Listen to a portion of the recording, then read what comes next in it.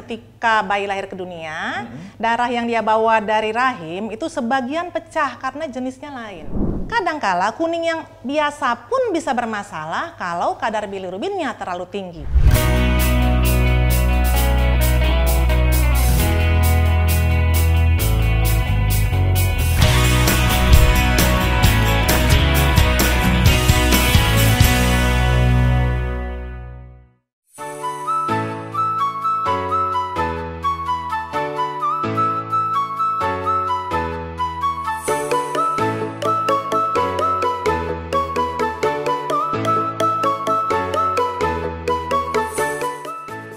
Sahabat Mika, kembali lagi di Bincang Sehat Mika. Sudah hadir bersama dengan saya Dr. Syarifah Hanum, spesialis anak, di mana pada episode kali ini kita ingin membahas mengenai kondisi bayi kuning.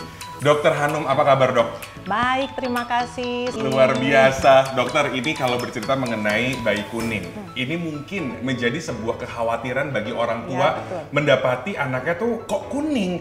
Lalu banyak sekali kan kita tinggal di Indonesia, banyak mitos-mitos yang ada nih dok, mengenai penanganan bayi kuning gitu. Udah nggak apa-apa disinari aja di matahari. Nah gimana nih dok, mungkin bisa disampaikan nih ke sahabat Mika dok? Oke, pada dasarnya walaupun tidak terlalu kelihatan gitu, hampir semua bayi pernah kuning. Karena kuning pada bayi itu penyebabnya karena bilirubin yang mewarnai mata dan kulit. Bilirubin ini dari mana? Dari darah yang pecah ketika bayi lahir ke dunia. Ketika bayi lahir ke dunia, darah yang dia bawa dari rahim itu sebagian pecah karena jenisnya lain. Darah di dalam rahim itu perlu mengambil oksigen dari darah ibu, karena itu strukturnya lain. Ketika lahir ke dunia, darah itu pecah.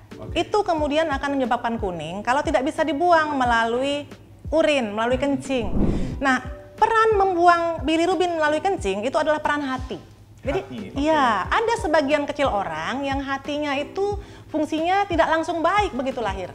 Nah, dalam keadaan seperti itu, kita harus bantu membuang bilirubinnya melalui urin dengan cara apa? Dengan cara membuat bilirubin tersebut menjadi bilirubin yang bisa dibuang lewat kencing. Kalau tidak ada hati bagaimana dong? Nah, ada jawabannya satu, dengan sinar biru. Nah, di rumah sakit sinar biru itu konsentrasi satu lampu isinya sinar biru semua, jadi cepat membuangnya. Tetapi sinar matahari sendiri itu mengandung sinar biru, walaupun jumlahnya tidak banyak. Nah, karena itu menjemur bayi pada satu titik tertentu, kalau tidak terlalu tinggi konsentrasi bilirubinnya, nggak begitu kuning gitu, itu masih ada gunanya. Tapi ada poin di mana bayi tersebut terlalu tinggi kadar bilirubinnya. Nah, yang seperti itu harus dibantu di rumah sakit. Jadi memang kita sendiri sebagai orang tua harus aware gitu ya. Kira-kira kuningnya tuh seperti apa? Karena sudah dipastikan bahwa setiap bayi itu tuh kuning gitu ya dok. Pernah kuning maksudnya, kecil atau besar? Kecil sekali atau besar gitu ya. Baiklah. Dok, ini mungkin kita langsung ingin mengajak dokter memberikan ada pesan gak nih dok kepada orang tua pasien yang mungkin melihat bahwa bayinya nih kuning nih dok? Baiklah. Nah, walaupun sebagian besar kuning itu tidak bahaya, tapi ada kuning yang berbahaya. Misalnya bayi kuning karena penyakit infeksi, nah itu berbahaya. Karena itu apabila anak Anda kuning, lihat dulu bayinya seperti apa. Kalau bayinya segar dan sehat, mungkin tidak bermasalah. Tapi kalau bayinya itu lesu, malas menyusu, kemudian kelihatannya lebih banyak tidur, lemas, bawa ke rumah sakit. Jangan-jangan itu bukan kuning yang biasa, mungkin infeksi atau hal yang lain. Tetapi kadangkala kuning yang biasa pun bisa bermasalah kalau kadar bilirubinnya terlalu tinggi. Nah, yang seperti itu bisa kita bantu dengan disinar di rumah sakit, bukan hanya dengan sinar matahari saja. Dan di rumah sakit pun kita bisa mengetahui kadarnya itu seperti apa. Betul, kita bisa melakukan pengecekan lebih lanjut. Betul. Dokter Hanum, terima kasih banyak untuk waktunya menjelaskan kepada sahabat Mika.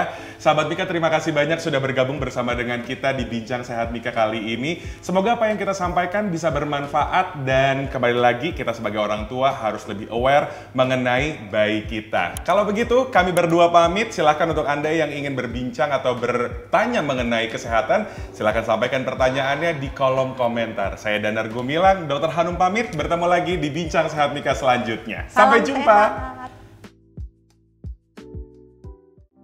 Mitra Keluarga, Life, Love, Laughter.